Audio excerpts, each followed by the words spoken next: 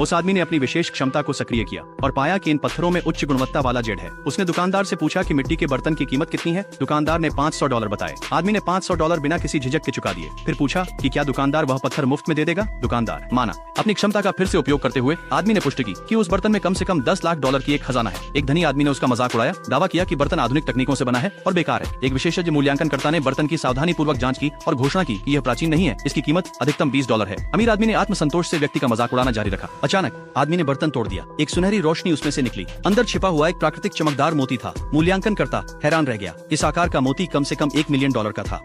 इसके बाद उस आदमी ने पत्थर को काटा। भीतर से हरी रोशनी चमकी। यह एक उच्च ग्रेड का सम्राट हरा जेड था, जिसकी कीमत कम से कम $3 मिलियन थी। हर कोई इसे देखकर विश्वास नहीं कर सका, ये मानते हुए कि आदमी का भाग्य ही अद्भुत था।